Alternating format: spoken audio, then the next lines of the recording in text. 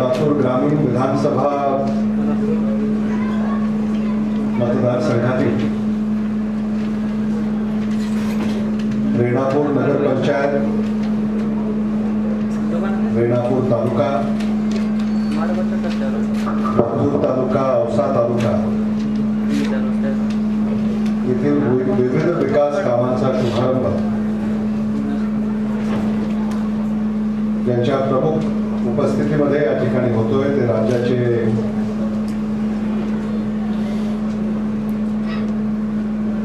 पर्यावरण व पाणी पुरवठा राज्यमंत्री माझे स्नेही संजय बनसोडेजी,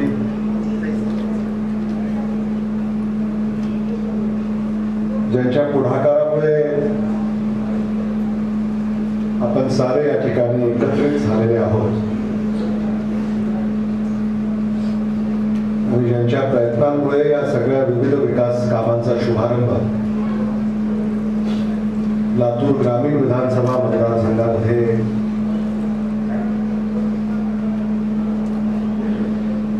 होतोय ते लातूर ग्रामीणचे लोकप्रतिनिधी आणि नवनिर्वाचित लातूर जिल्हा मध्यवर्ती सहकारी बँकेचे अध्यक्ष धीरज देशमुख,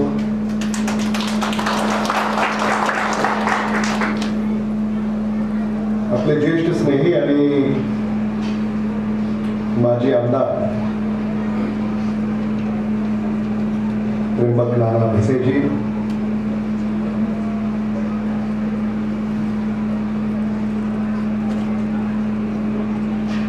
व्यासपीठावर उपस्थित असलेले श्री शैल उर्गे, प्रमोद बांधव, मिठाराम राठोड, आनंदराव देशमुख, मतीन सय्यद, पदम पाटील, नंदकुमार साळुंखे, मंगेश शिंदे,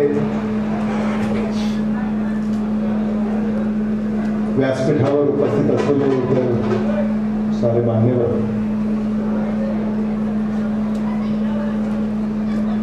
विजय देशमुख,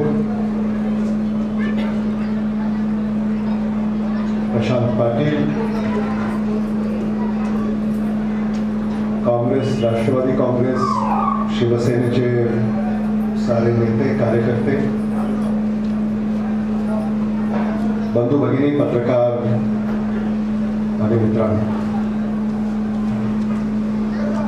लातूर ग्रामीण विधानसभा मतदारसंघामध्ये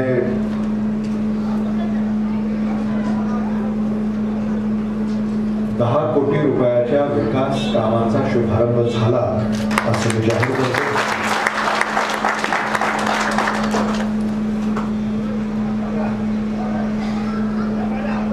आणि लातूर ग्रामीणचे आमदार धीरज देशमुख यांचे आपल्या सगळ्यांच्या वतीने कौतुक करतो, अभिनंदन करतो आणि त्यांना पुढच्या वाटचालीसाठी शुभेच्छा व्यक्त करतो. बऱ्याच दिवसानंतर शासकीय कार्यक्रमाला अशी अलीकडच्या निर्बंधांचं पालन करून आपण या ठिकाणी एकत्रित आलेले आहोत. कोरोना महामारी, पहिली लाट, दुसरी लाट, आता तिसरी लाट. मला आठवते दुसऱ्या लाटेनंतर मी रेणापूर तालुक्यामध्ये रेणा कारखान्यावर आलो होतो. राज्यमंत्री महोदय 7-8 हजार लोक होते त्या कार्यक्रमात आणि 7-8 लोकांनीच मास्क घातला आणि त्या मास्क घातलेल्या लोकांचं नेतृत्व मी करत होतो. आणि तिसरी लाट येऊ नये अशी आपण आशा त्यावेळेला व्यक्त केली होती. व्हायरस कसा वागेल हे आपल्या आकलनाच्या बाहेर आहे. आणि जगामध्ये पुन्हा तिसऱ्या लाटेचा, चौथ्या लाटेचा, पाचव्या लाटेचा, म्हणजे काही देशामध्ये आता पाचवी लाट सुरू आहे, काही देशात चौथी, आणि आपल्या देशामध्ये तिसरी लाट, राज्यामध्ये तिसरी लाट, लातूरमध्ये तिसरी लाट, रेणापूरमध्ये तिसरी लाट, याला आपण तोड देत नाही. 100 वर्षामध्ये अशी महामारी याला आपण कधी पाहिलं नव्हतं. असा मास्क घालून आपल्याला फिरावं लागेल, स्वप्नातही कधी आपण विचार केला. म्हणजे अगदी 3-4 वर्षापूर्वीपर्यंत, म्हणजे आपलं निवडणुका झाल्या, आम्ही निवडून आलो सगळे, महाराष्ट्रामध्ये राजकीय उलथापालथ झाली,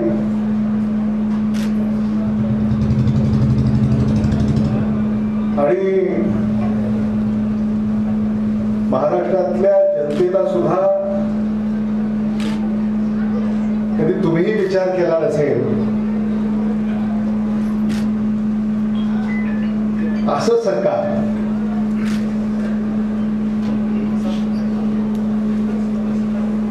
हे महाराष्ट्रातले 172 विधानसभा सदस्यांनी एकत्र येऊन एक नवा विचार स्वीकारला.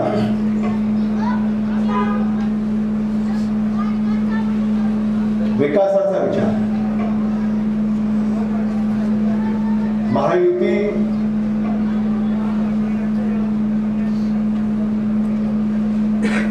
महाआघाडी आम्ही एकत्र आल्यानंतर त्यात विकासाला जो भारतीय जनता पक्षामध्ये हरवला होता, विकास हरवलाय असं आपण त्या काळामध्ये आपण ऐकलं होतं. तो विकास शोधून हा महाविकास आघाडीमध्ये आम्ही तो विकास अंतर्भूत केला आणि या महाराष्ट्राला विकासशील सरकार देण्याचा निर्णय 172 विधानसभा सदस्यांनी घेतला आणि महाविकास आघाडी सरकार या राज्यामध्ये सत्तारूढ झालं. अगदी शपथ 31 डिसेंबरला शपथ घेतली.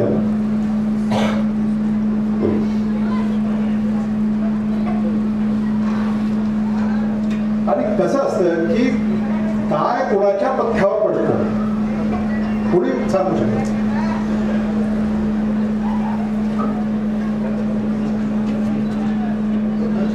मुख्यमंत्र्यांनी ज्या दिवशी शपथ घेतला त्या दिवशी जर सगळ्याचा शपथविधी झाला असता तर काय झालं असतं. शपथविधीमध्ये सुद्धा थोडा काळ हा मिळाल्यामुळं मग आमचे राज्यमंत्री संजय बनसोडे यांनी त्यांचं कौशल्य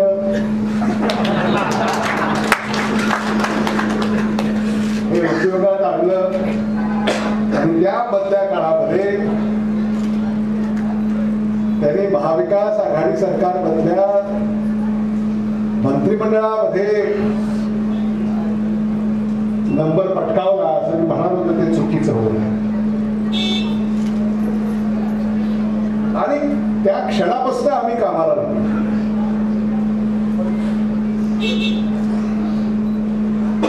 नवे कपडे शिवलेले आम्ही नीटपणानं उपयोगातही आम्हाला आणता आले नाही तोवर कोरोनाचे निर्बंध. म्हणजे जॅकेट राहिलं बाजूला, मास्क घालायची वेळ फेब्रुवारी मार्च मध्येच, आणि मार्चच्या 3ऱ्या आठवड्यामध्ये लॉकडाऊन जाहीर झालं. आणि तेव्हापासून तुम्ही सगळे पाहताय कोरोना विरुद्ध हा जो लढा,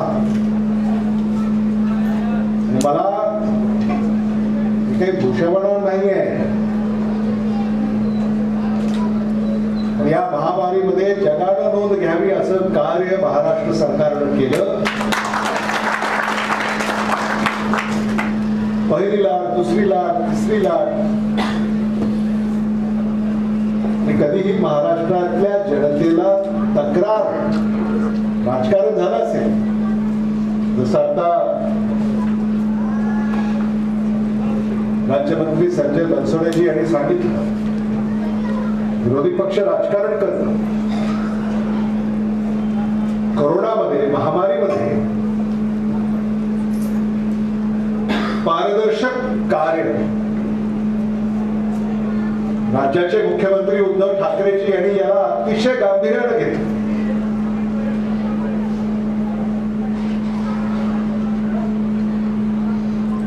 चाचण्या वाढवल्या.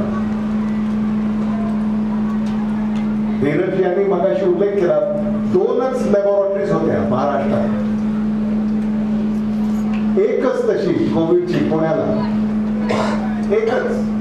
लातूरचे चाचण्याचे जे काही सॅम्पल होते पुण्याला जायचे पहिल्या लाटेत, मग सोलापूरला जायचे. 3, 4, 8 दिवस लागायचा चाचणीचा निकाल आहे. तोपर्यंत रुग्ण दगावण्याची भीती ही भेडसावत राहायची. आज खाजगी आणि सरकारी या 1च्या 1000 कोविड टेस्टिंग लॅब्स आम्ही महाराष्ट्रामध्ये उभ्या केल्या. ज्याला लॅब उभी करायची असेल खासगी तत्वावर, त्याला त्वरित परवानगी देण्याचं काम, हे धोरण आम्ही स्वीकार. देशामध्ये लसीकरणाचा टक्का देखील महाराष्ट्राचा सर्वाधिक आहे. आणि म्हणूनच तिसऱ्या लाटेमध्ये अगदी 8 दिवसात मुंबईची लाट ही नियंत्रणात आली. लाट तीव्र आहे, लक्षणं सौम्य आहेत, हे आपण समजून घ्या.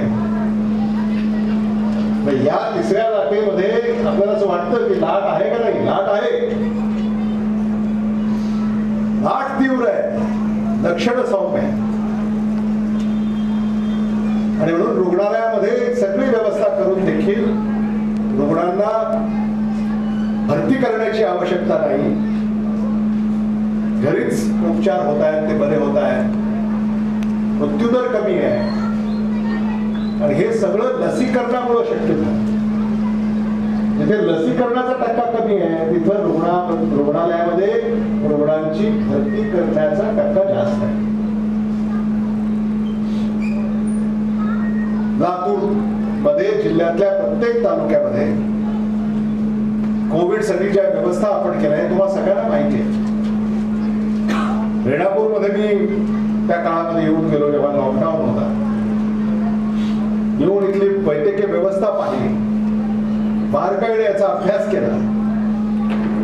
वैद्यकीय शिक्षण विभाग tertiary, critical, super critical, hyper critical या वैद्यकीय सेवा देतं.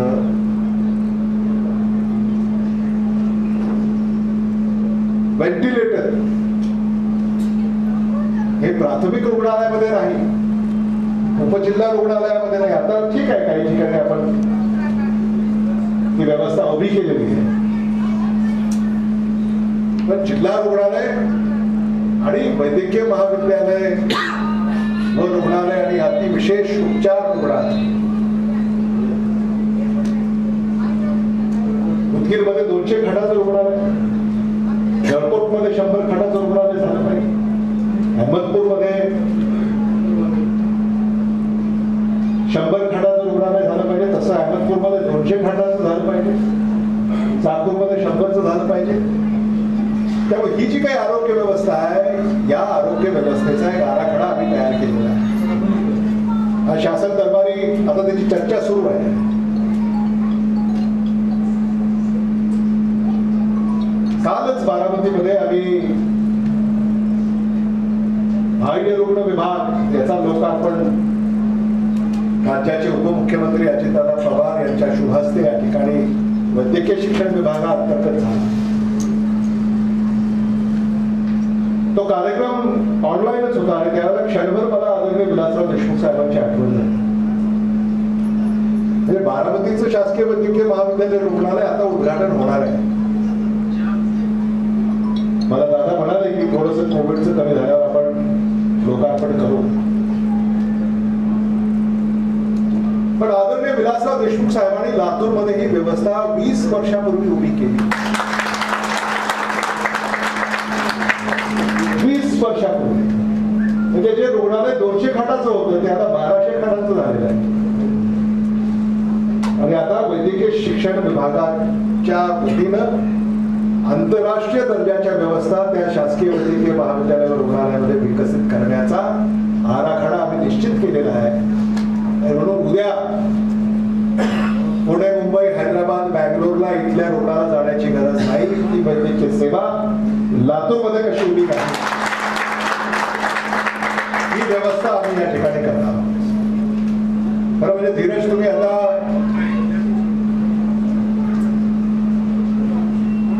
लातूर ग्रामीण विधानसभा मतदारसंघामध्ये तर तुमचे सगळे सहकारी आहेत. या सगळ्यांनी आपला आरोग्य विमा उतरवलेला आहे का नाही हे तपासून घेण्याची मोहीम हाती घ्या.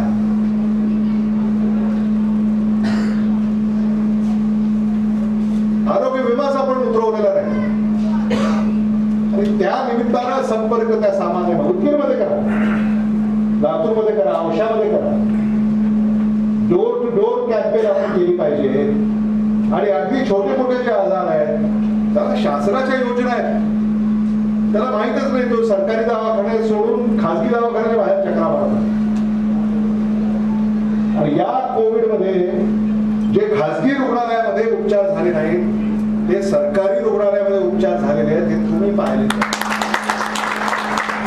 पहिल्या लाटेमध्ये तर अनेक दवाखाने शटर डाऊन केलं. दवाखान्यामध्ये गेल्यानंतर रुग्णाने जेव्हा विचारलं डॉक्टरला, डॉक्टर कुठे आहे, डॉक्टरनीच रुग्णाला सांगितलं माहिती नाही मला बाकी कुठेतरी असते का. पहिल्या लाटेमध्ये जो संसर्ग झपाट्याला होत होता म्हणून सगळे घाबरून गेले. डॉक्टर मी डॉक्टर नाही असे किस्से आपण ऐकलेले आहेत. आणि इथं होणार नाही, इकडे जा, आम्ही कुणाला नाही म्हटलेलं नाही. कुठल्याही रुग्णाला एकदा दवाखान्याच्या तिथं हजर राहिल्यानंतर त्याचा उपचार कसा होईल व्यवस्थितपणे ते पाहण्याची काळजी आपण घेतली. आणि मग उदगीर, रेणापूर, जळकोट, अहमदपूर, चाकूर, औसा, निलंगा, शिरोआनंदपाळ, देवणी इथं या व्यवस्था मुरुड कशा सक्षम होतील याकडं आपण लक्ष दिलं. आणि या सगळ्या कोरोना महामारीवर मात करण्यासाठी काम केलं. हे 2 वर्ष याच्यातच गेले.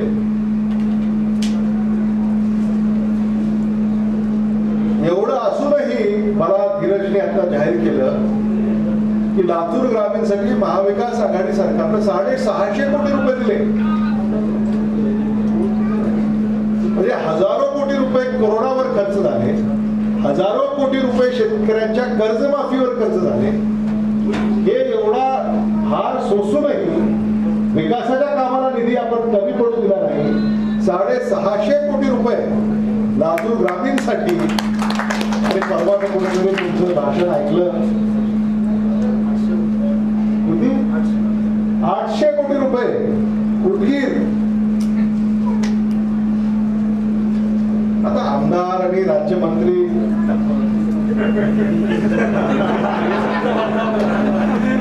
पण तुम्ही नेहमी असं सांगत आलेले आहात की आदरणीय विलासराव देशमुख साहेबांचा तुमच्यावर पगडा आहे.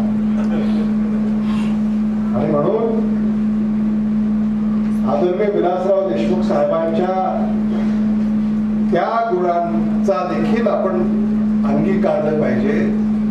देणाऱ्याने देत जावे, देणाऱ्याने देत जावे, घेणाऱ्याने एक दिवशी देणाऱ्याचे हात घ्यावे.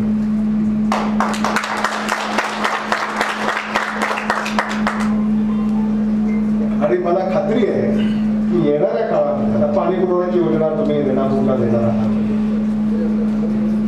आणि ती अगदी अंतिम टप्प्यावर आहे. म्हणजे आम्ही शिफारस करून आता मंत्र्यांचा जो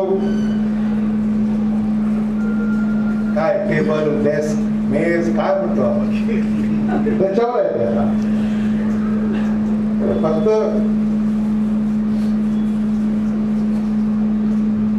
कोंबडा काढला की रेणापूर नगर पंचायतीला पाणी पुरवठा योजना मंजूर होईल याबाबत माझ्या मनामध्ये कसली शंका. रेणापूरमध्ये येत असतानाच धीरजला असं म्हणालो की रेणापूर शहर हे नगर पंचायतीमध्ये सर्वोत्कृष्ट शहर किंवा सर्वोत्कृष्ट नगर म्हणून नावारूपाला आणण्यासाठी एक विशेष आराखडा त्यांनी तयार करावा. आणि मला खात्री आहे जगामध्ये आता लातूरमध्ये जे आहे ते रेणापूरला हवं.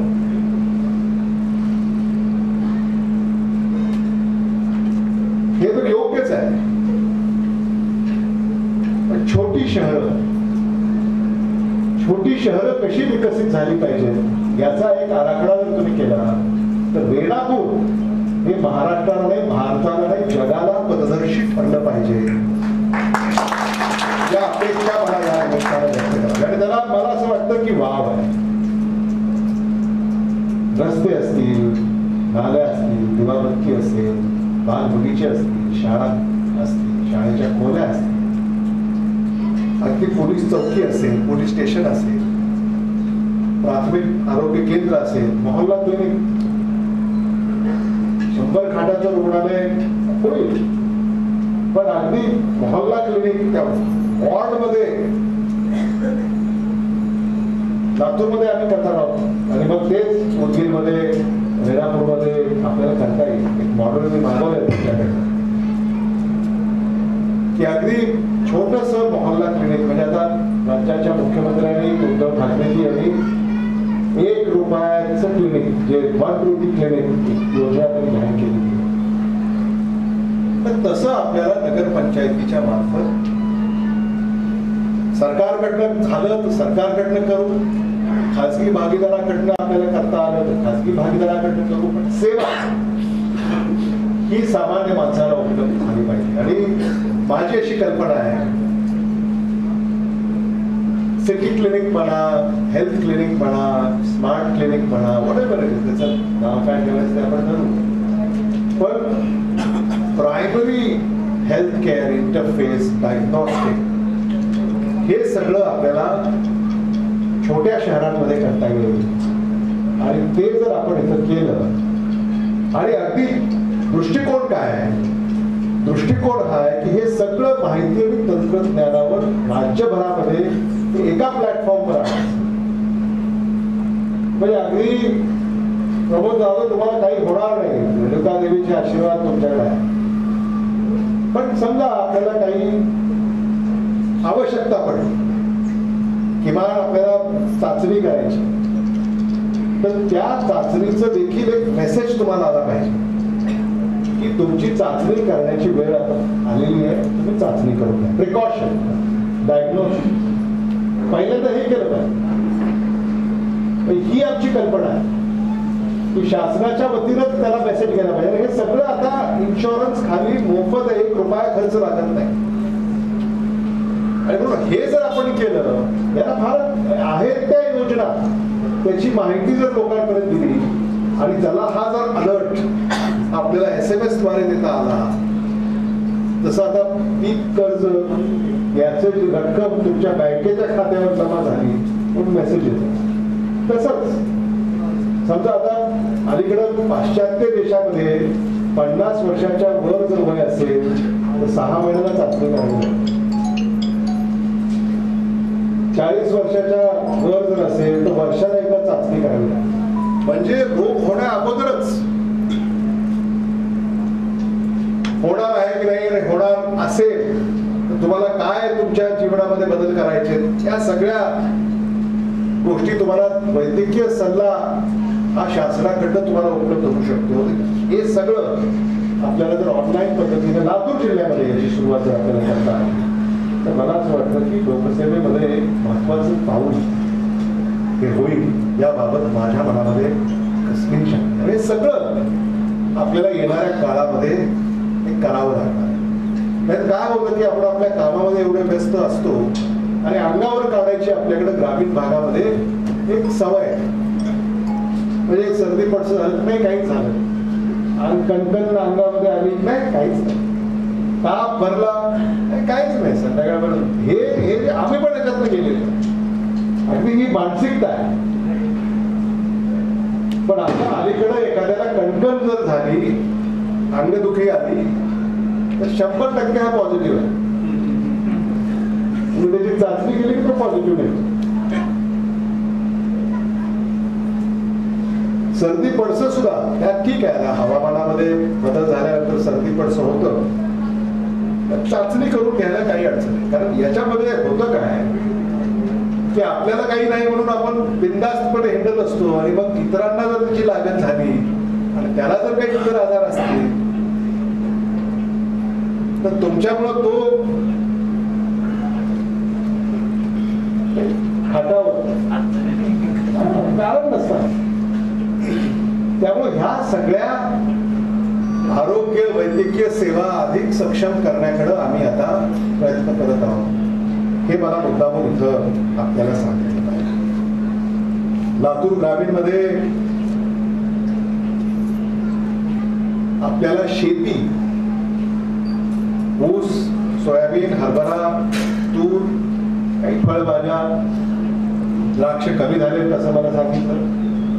आणि मग आणखी आपल्याला भविष्यामध्ये काय करता येईल, पॉली हाऊसेस आपल्याला उभे करून सिंचनासाठी ठिबक, तुषार, ऊसाची काही अडचण नाही. आता राज्यमंत्री महोदय, मी कालच आढावा घेतला,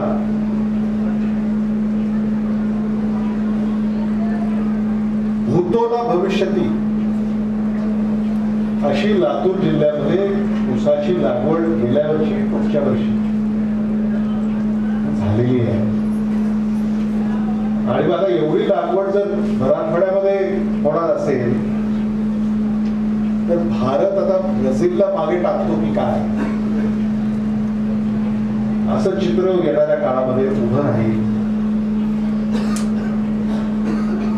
आणि ही जी अर्थव्यवस्था आहे,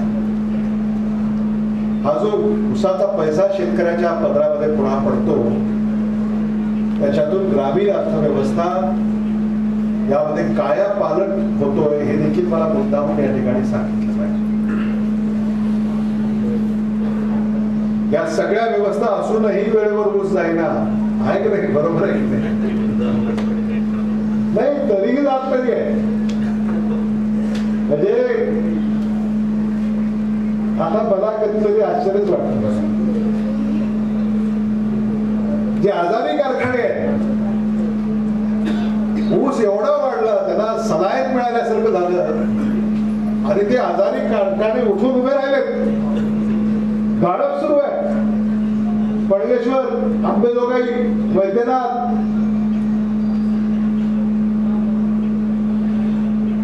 साईबाबा,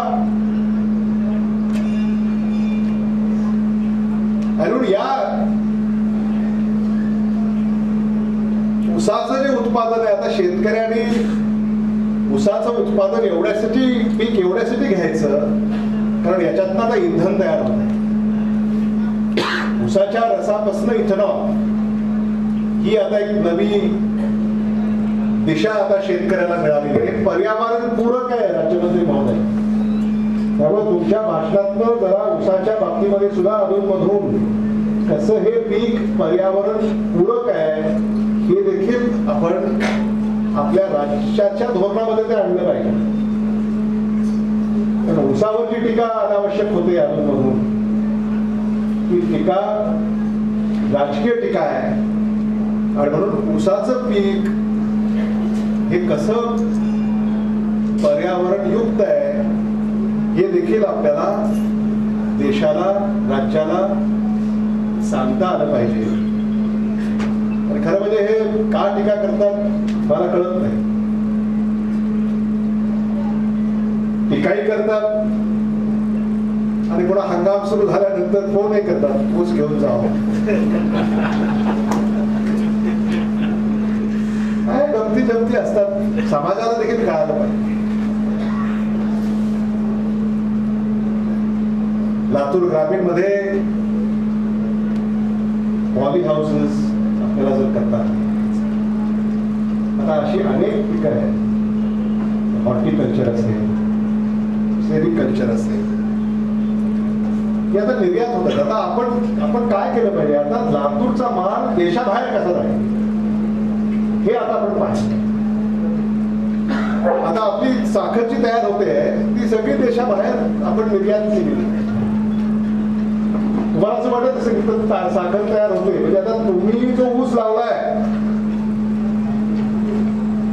त्यातून जी साखर तयार झालेली आहे, लंडन मध्ये बसून जो चहा पिणार आहे त्यात जी साखर टाकणार आहे ती साखर रेणापूरची शेतकऱ्यानं पिकवलेल्या ऊसाची आहे असं मला तुम्हाला सांगा. हे महत्वाचं आहे. म्हणजे तुम्ही काय जादू केली आहे, काय चमत्कार केलेला आहे. आणि कारखाने नसते, ह्या संस्था उभ्या राहिल्या नसत्या, काय झालं असतं.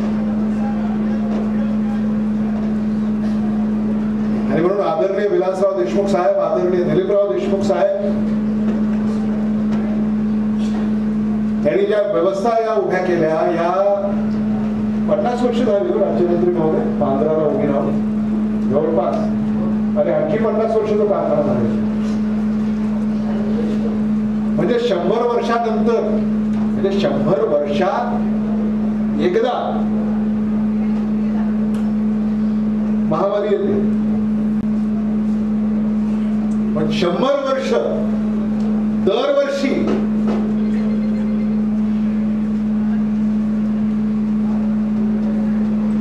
ही जी जीवन वाहिनी आहे आदरणीय विलासराव देशमुख साहेबांनी निर्माण केलेली, आदरणीय दिलीपराव देशमुख साहेबांनी निर्माण केलेली, तुमच्यासाठी दरवर्षी होतील.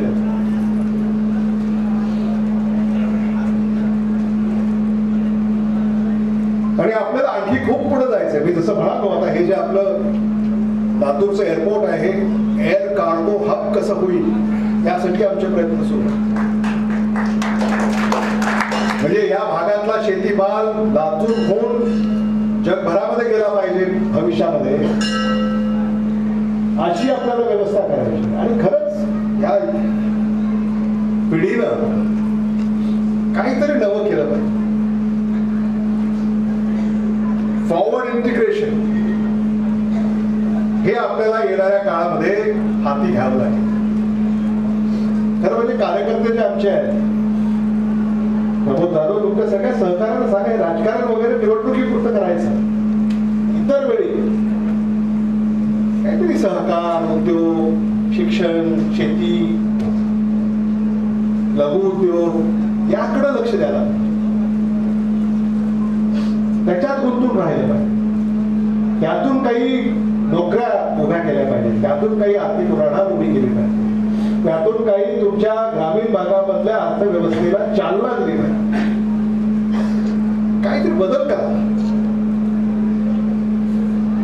नाही तर तेच आपलं गाडीच्या मागे गाडी, मग त्याच्या मागे दुसरी गाडी, तिसऱ्या गाडीच्या मागे चौथी गाडी, आज ते सकाळपासून चाललंय.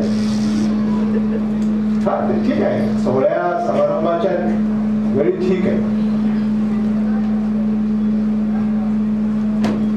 पण आदरणीय विलासराव देशमुख साहेबांना पाहून, आदरणीय दिलीपराव देशमुख साहेबांना पाहून,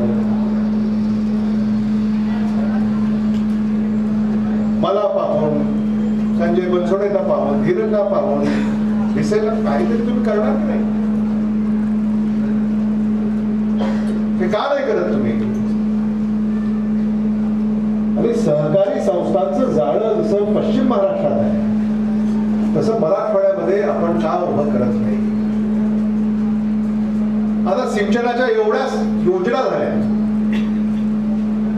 बराच आता तुम्ही पाणी भरून आहे, पाणी कमी झालेलं नाही. पण याला जर तुम्ही ठिबक आणि तुषार सिंचनामार्फत जर पाणी पुरवण्याच्या योजना तयार केल्या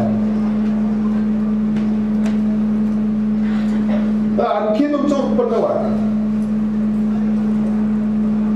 आज जे पाणी आहे फक्त बाष्पीभवनामुळे जे पाणी आपल्यातनं निघून चाललंय, हरवतोय आपण पाणी. 30% पाणी पुन्हा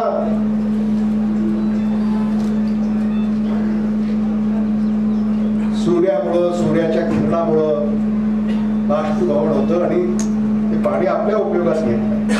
ठीक आहे, पाऊस चांगला झाला, पाणी उडलेलं आहे, आता कदाचित पाण्याची पातळी वाढलेली आहे. पण माझी अशी एक, आता जिल्हा बँकेचे अध्यक्ष धीरज इथं आहे, ग्रामीण भागाचा एक औद्योगिकरणाचं धोरण आपल्याला कसं आखता येईल याकडे देखील आपण बघू. म्हणजे जे आहे त्याला अधिक सक्षम करायचं आणि जिथं काही उणीवा आहेत त्या भरून काढायच्या, जेणेकरून आपली जी अर्थव्यवस्था आहे ती अधिक सक्षम कशी होईल. आणि म्हणजे नोकरी मागायला येतात आपल्याकडे, नोकरी मागायची गरजच नाही. त्याला हा जर शेती आधारित उद्योग आपण उभा करून दिला, कशाला नोकरी पाहिजे? हा ठीक आहे, जो इंजिनियर आहे, MBA, डॉक्टर आहे, त्याला नोकरी हवी आहे, तो मुद्दा वेगळा. लातूरमध्ये उद्योग आले पाहिजे, त्यासाठी आमचे प्रयत्न सुरू आहेत. इथं औद्योगिक वसाहत रेणापूरमध्ये झाली पाहिजे. यापेक्षा इथला जो उद्योजक औद्योगिक वसाहत याचा विस्तार करू. कारण इथं मला वाटतं रेणापूरमध्ये जमिनी ह्या भारी आहे, पडीक जमिनी फार कमी आहे. आणि जिथं पडीक आहे त्या डोंगराळ आहे, पण डोंगराळ भागामध्ये तुम्हाला काय शेतीचं नवं उत्पादन घेता येईल हे देखील पाहिलं पाहिजे. सौर ऊर्जा करायचं तुमच्या डोक्यामध्ये सुरुवातीपासून राहिलेलं. जिल्ह्यामध्ये, मराठवाड्यामध्ये अशा कोणत्या पडीक जमिनी आहेत जिथं सौर ऊर्जा आपल्याला करता येईल, सोलर फार्म करता येईल. आणि मग सोलर फार्म सहकारी तत्वावर आपल्याला करता आलं, म्हणजे जिथं पडीक जमिनी आहे, जिथं जमिनीमध्ये काही निघतच नाही, अशा शेतकऱ्यांना एकत्रित करून त्याचं जेवढं क्षेत्र आहे त्याला तेवढा हिस्सा देऊन आपण जर तिथं सौर ऊर्जाचा प्रकल्प उभा राहिला, सौर ऊर्जेतनं जी वीज तयार होणार आहे, तिची विक्री होणार आहे, त्याचा जो मोबदला आहे तो त्या शेतकऱ्याला मिळेल. असं काही आपल्या इथल्या तहसीलदार, कलेक्टर यांच्याकडे बसून असं काही एक झोन आहे का, याकडे देखील आपल्याला किमान आपण प्रयत्न करून ते पाहायला पाहिजे. हे देखील मला आवर्जून इथं सांगावं. ठीक आहे, एका ठिकाणी 1000 एकर जमीन मिळणार, पण 50 ठिकाणी 100 एकर मिळू शकते, म्हणजे ती 5000 झाली. असं काही आपल्याला करता, जिल्ह्याचा पॅटर्न जर करता आपण गुंतवणूकदार बोलू, त्याच्यामध्ये गुंतवणूकदार आणणं हे काम आमचं आहे. राज्य सरकार पुढाकार घेईल, गुंतवणूक या क्षेत्रामध्ये, या भागामध्ये कशा होतील ह्या आम्ही पाहू. पण हे जे स्थानिक काम आहे, हे स्थानिक काम नाना आपण मंडळीचं आहे, तेच तुम्ही केलं पाहिजे. मी बघितलं राज्यमंत्री महोदय, मंत्रालयामध्ये मराठवाड्यातले लोक खूप कमी आहेत, येतच नाही. बघितलंय मी, आपली सरकारची सगळे संत महंत आहेत, सुखी समाधानी, बरोबर आहे की नाही, येतच नाही. आणि म्हणून त्यांनी ही सगळी जबाबदारी ही आपल्यावर सोपवलेली आहे.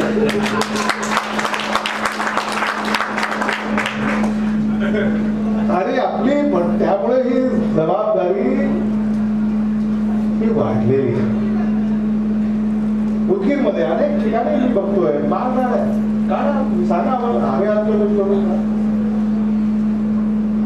जिल्ह्यामध्ये समजा आपल्याला 10,000 एकर अशी मिळाली, 50, 40, 100, 60 शेतकऱ्याला त्याच्यात भागीदार करून टाकायचं. शेतकऱ्याला पिढ्यात पिढ्या त्या सौर ऊर्जेचा मोबदला मिळत राहील.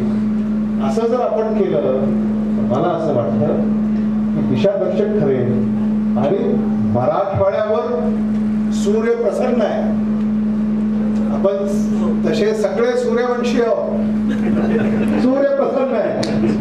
त्यामुळं या दिशेनं आपल्याला काही काम करता येईल का ते आपण पाहायला हवं.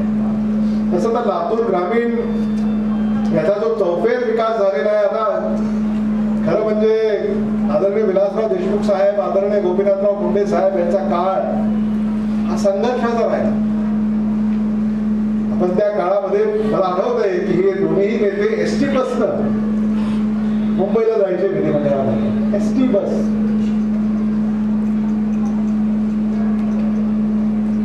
वाघ वडिलाची पुण्याई काय असते हे आपल्याला लक्षात येतं. त्यांनी जे रोपटं लावलं त्याचं आता वटवृक्ष झालं आणि त्याच्या छायेखाली तुम्ही सगळे, आपण सगळे आहोत. पुन्हा गोविंदानं सुखानं नांदतोय. आज मी असेल, संजय बनसोडे असतील, धीरज असतील, बाबासाहेब पाटील असतील. आता या लोकप्रतिनिधींच्या कार्यक्षेत्रामध्ये तुम्हाला एखाद्याला जायचं असेल, यायचं असेल, यायला जायला राष्ट्रीय महामार्ग आहे. साधं कामच नाही. राष्ट्रीय महामार्गावरून गावाकडे जायचं. आणि आता गावाला जोडणारे जे रस्ते आहेत याला देखील मुख्यमंत्री ग्राम सडक योजना याला भरीव निधी आता राज्य सरकारनं एक महत्वाकांक्षी प्रकल्प म्हणून मंजूर केलेला आहे. आणि आता ग्रामीण भागामध्ये देखील दर्जेदार रस्ते या पुढच्या काळामध्ये विकसित होतील हे देखील मला आवर्जून या निमित्तानं सांगितलं पाहिजे. एक काळ होता जिथे एका गावाला जायला एक रस्ता सुद्धा नव्हता. मला आठवत आहे बाभळगावला सुद्धा मी लहान असताना लातूरून बाभळगावला जात असताना दिवाबत्ती नव्हती, मातीचा रस्ता होता, लाल मातीचा. त्या काळात इथं असतील कुणी बाबळगावला येणारे जाणारे त्यांना माहिती आहे. लाल मातीचा रस्ता होता. त्या पोलीस क्वार्टरच्या माळावरून जाताना तिथं दिवाबत्ती सुद्धा नव्हती. कधी ती अँबॅसिडर कार किंवा मग छकडी लातूर बाबळगाव, बाबळगाव लातूर सुट्ट्यामध्ये जेव्हा आम्ही येत असेल त्या काळामध्ये ते आम्ही पाहिले. आज त्याच रस्त्यावर राष्ट्रीय महामार्ग आहे.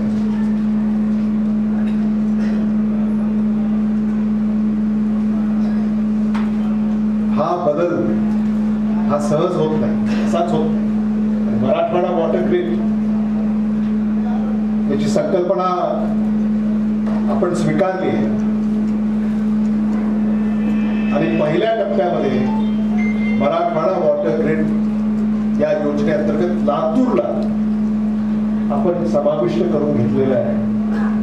हे देखील मला आवर्जून या निमित्ताने इथे सांगितलं. आणि म्हणून या मराठवाड्याच्या विकासासाठी आपल्याला काय करता येईल, आणखी औद्योगिकरण कसं वाढेल, शिक्षणाची व्यवस्था आपल्याकडे झाली, वैद्यकीय शिक्षणाची सुद्धा व्यवस्था आता यापुढे झाली पाहिजे. आणि म्हणून आमच्या सगळ्या सहकार्यांना माझी अशी आग्रहाची विनंती आहे, सरकारी खाजगी वैद्यकीय शिक्षण संस्था या आपण आपल्या परिसरामध्ये उभ्या केल्या पाहिजेत. कारण आता त्याला येणारी पुढची 20 वर्ष आरोग्य आता हे एवढं महत्वाचं झालेलं आहे की याला वाव आहे. आणि मग नर्स, पॅरामेडिक, टेक्निशियन, डॉक्टर याला प्रचंड भवितव्य आहे. आणि म्हणून मग जिल्हा परिषद सर्कलला एखादं नर्सिंग कॉलेज आपल्याला जर उभं करता आलं सर्कलला आहे, मग त्या ग्रामीण भागातल्या ज्या मुली आहेत, मला कालच कोणीतरी सांगत होतं की आता इंजिनिअरिंगच्या प्रवेशामध्ये 50% मुलं आणि 50% मुली आहेत. फार्मसीमध्ये 45% मुलं आणि 65% मुली आहेत.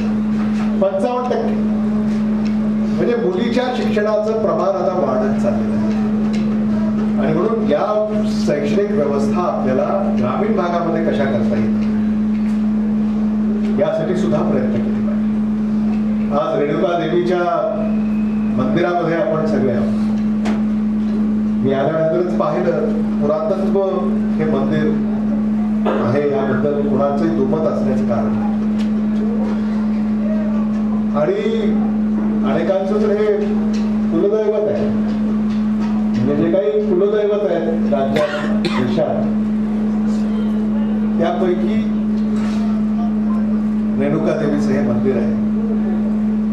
आणि म्हणून सांस्कृतिक कार्य मंत्री, पुरातत्व विभागाचा मंत्री म्हणून माझ्या डोक्यामध्ये आता इथं आल्यानंतर एक कल्पना अशी सुचते की पुरातत्व आणि अशी ही जी मंदिर आहेत, म्हणजे रेणुका देवीचं असेल, तुळजाभवानीचं आहेच, ही जी मंदिर आहे, महालक्ष्मी, याचा एक वेगळा आराखडा हा महाराष्ट्र शासनाच्या वतीनं तयार करण्याचा शब्द आज मी आपल्याला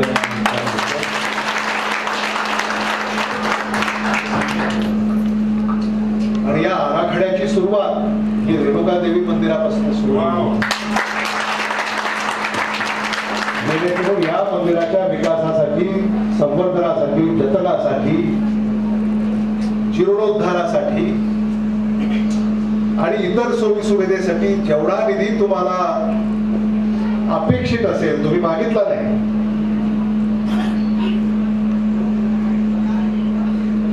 पण आमचं एक कर्तव्य आहे, शासनाचं हे कर्तव्य आहे की आपल्याला या मंदिरासाठी निधी हा आम्ही उपलब्ध करून देऊ. याचा आराखडा तयार करा आमदार महोदय, आणि जो आराखडा तुम्ही तयार कराल तो आराखडा शासनाच्या मान्यतेनंतर याला निधी कमी पडणार नाही. आणि देशभरातून भाविक या ठिकाणी येतात, राज्यभरातून भाविक या ठिकाणी येतात, आणि त्या भाविकांची यथोचित सोय सुविधा या मंदिर परिसरामध्ये झाली पाहिजे, असा एक आराखडा मी आज जाहीर करतो. या कार्यक्रमाला आपल्याला पुढे नेता येईल. पांडगावला आपण परमपूज्य डॉक्टर बाबासाहेब आंबेडकरांचं चैत्य स्मारक उभं केलं. तिथलाही आपण एक सुधारित आराखडा तयार करण्याच्या सूचना आपण विभागाला दिलेल्या आहेत. तो आराखडा सुद्धा 15 दिवसामध्ये जर आमच्याकडे आला तर त्यालाही जेवढा निधी आवश्यक असेल ते विभागीय स्थळ म्हणून आपण त्याला जाहीर करतो, रिजनल सेंटर म्हणून त्याला देखील आपण निधी मंजूर करण्याच्या शासनाच्या विचाराधीन आहे. सामाजिक न्याय मंत्री धनंजय मुंडेजी यांची माझी चर्चा झालेली आहे आणि ते प्रस्तावाची वाट पाहत आहे. आता एकदा प्रस्ताव आपण निर्धारित करून दिला की त्या प्रस्तावाला आपल्याला मंजुरी मिळेल.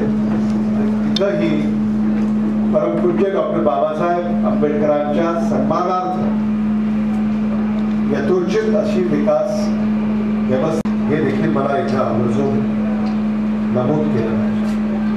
आणखी आपल्या ज्या योजना असतील त्या सगळ्या योजना वेळोवेळी 650 कोटी रुपये तर आतापर्यंत आलेले आहेत.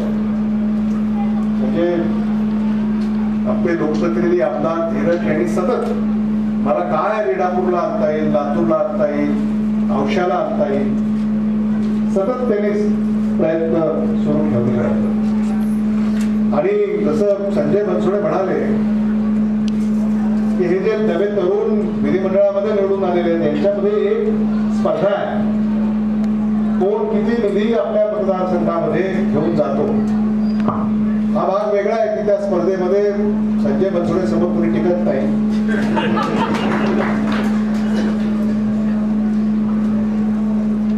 त्यामुळे आता आमच्याही डोक्यात असा विचार येतोय की लातूर जिल्ह्याला निधी आणण्याचं कंत्राटच तुम्हाला देऊ.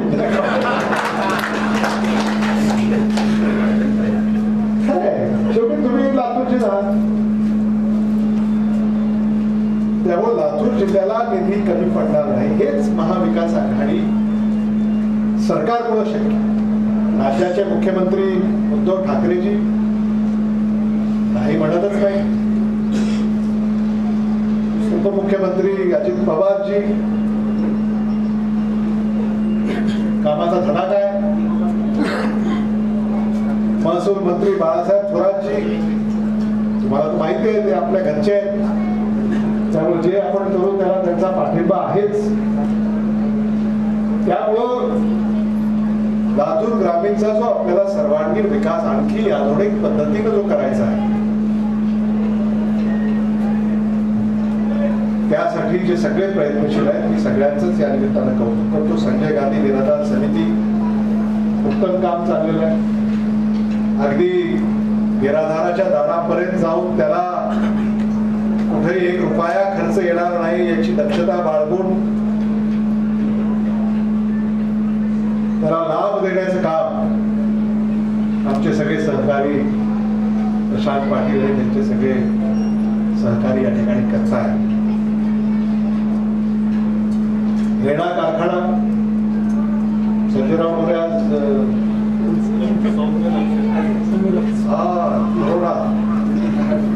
नसेल सौम्य लक्षण चाचणी घरच्या घरी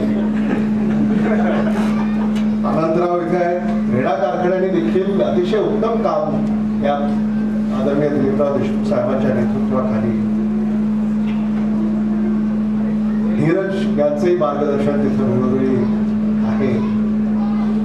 आणि तिथेही आता साखर संकुल उभं राहिलेलं आहे. तुम्ही राज्यमंत्री महोदय आले गेला होता की हा, हे पण तुम्ही जरा आजच निमंत्रण त्यांना द्या. म्हणजे पर्यावरण मंत्र्याची ओळख एखाद्या कारखानदाराला कशी असली पाहिजे तुम्हाला सांगतो मी. पर्यावरण मंत्री म्हणजे फार महत्वाचा मंत्री आहे. त्यामुळं पर्यावरण मंत्र्यांना आज निमंत्रण द्या, सदिच्छा भेट, पाहू द्या त्यांना सगळं तुम्ही काय केलंय काय नाही. शेवटी तिथं कधी मंत्रालयामध्ये तुम्हाला काही मदत लागली तर लगेच मी जाऊन आलो होतो, मला माहिती आहे, करून टाका सांगता येते.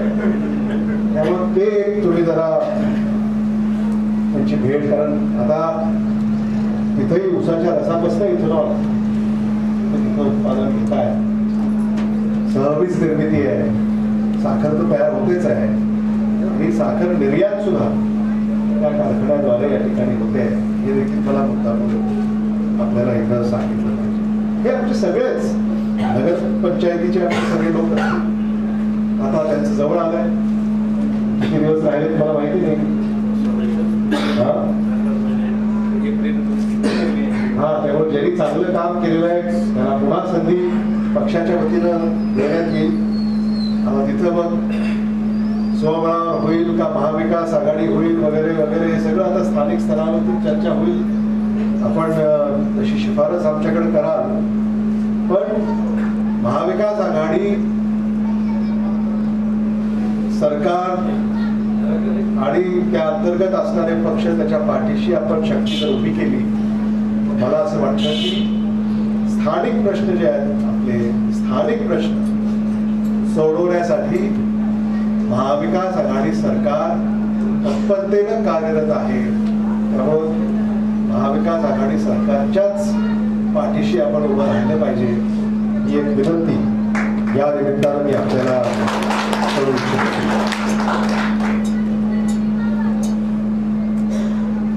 देवळीमध्ये निवडणुका झाल्या, जळकोटमध्ये झाल्या, साकूरमध्ये झाल्या, किरोळांपाळमध्ये झाल्या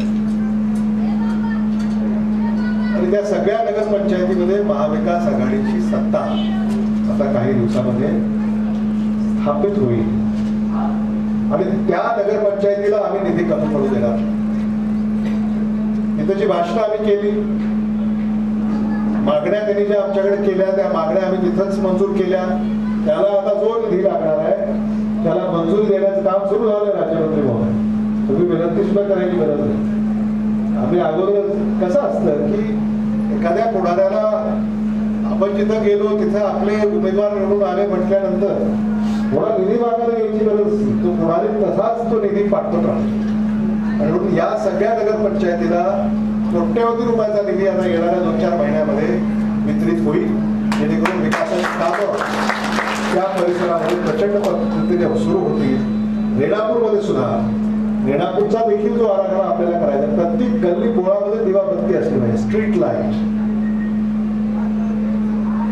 gutters, road, gardens, multipurpose halls, हे सगळं याचा जर तुम्ही आराखडा केला तर रेणापूर नगरपंचायतीची जी येणारी निवडणूक आहे 5 वर्षाचा तो आराखडा तुम्ही लोकांपुढे जर घेऊन गेला आणि तो 5 वर्षाचा आराखडा जर तुम्ही लोकांपुढे घेऊन जाल, त्या आराखड्याला महाविकास आघाडी सरकारची गॅरंटी आहे. हे आपण समजून घेतलं पाहिजे. तुम्ही कर्ज घेताना गॅरंटी लागते की नाही? कोलॅटरल लागतं, गॅरंटर लागतो, कर्ज लवकर मिळतं. तसंच आता योजनेला तुम्हाला निधी हवा असेल, सूचक, अनुमोदक, गॅरंटर, को गॅरंटर आहेतच. त्यामुळे तुम्हाला कसलीही अडचण येणार नाही हे इथं मुद्दामून मला आपल्याला सांगितलं. आज खूप दिवसाने या ठिकाणी आपण एकत्र आलो. अतिशय सुंदर असा सोहळा या ठिकाणी संपन्न झालेला आहे. भाषण जरी आम्ही इथं आज करत असलो तरी दूरदृश्य प्रणालीद्वारे जोडलेले लातूर, औसा, रेणापूर आणि रेणापूर शहर येथील सगळ्यांना, म्हणजे विशेषतः धनंजय तात्या आमचे दूरदृश्य प्रणालीद्वारे या ठिकाणी जोडले. हसतायत, छान छान. कसं आहे, वर्गामध्ये हेडमास्टर असल्यानंतर विद्यार्थ्याला पूर्ण वेळ बसावं लागतं. त्यामुळं धनंजय तात्या तिथं आपल्याशी जोडलेले आहेत आणि हे सगळे आमचे जे सहकारी आहेत त्यांचं देखील मी मनापासून अभिनंदन करतो, कौतुक करतो, सदिच्छा व्यक्त करतो. आणि या कार्यक्रमाच्या निमित्तानं आपल्या गावातले सुद्धा जे विकासाचे प्रश्न असतील ते आमदार महोदयांच्या मार्फत आमच्यापर्यंत येतील. अशा पद्धतीनं आपण पावलं उचला जेणेकरून त्या सगळ्या कामांना आम्हाला मंजुरी जलद गतीने देता येईल आणि आपल्या गावामध्ये सर्वांगीण विकास कसा होईल यासाठी महाविकास आघाडी सरकार कटिबद्ध आहे. एवढंच या निमित्तानं बोलून धीरज देशमुखांना शुभेच्छा व्यक्त करतो.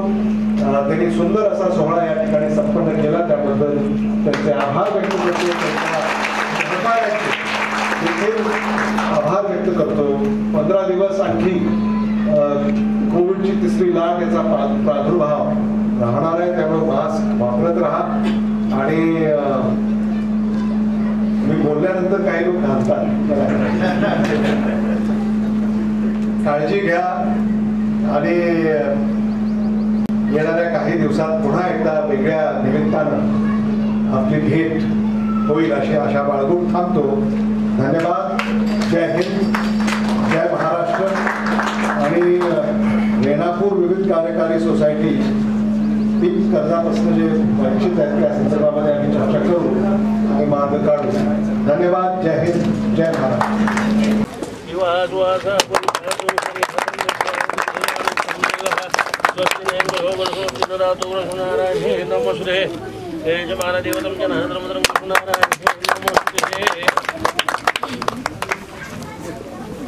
कैमरा पडलं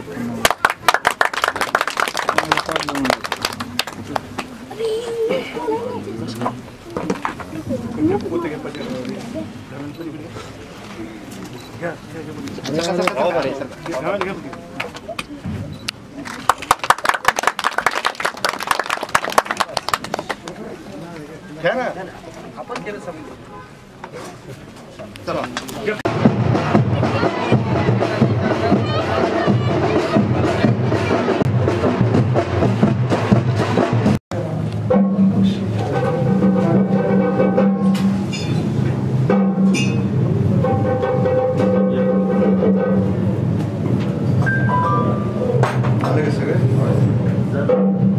राज्यमंत्री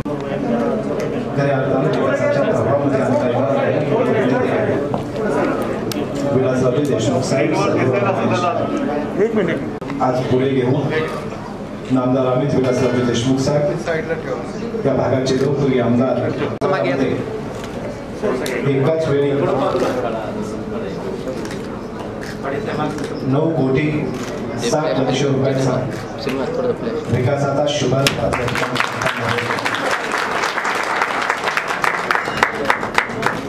त्याचबरोबर लातूर, औसा आणि रेणापूर या ग्रामीण भागातील सुद्धा 2,81,00,000 विविध विकास कामांचा शुभारंभ आज या ठिकाणी संपन्न होतो.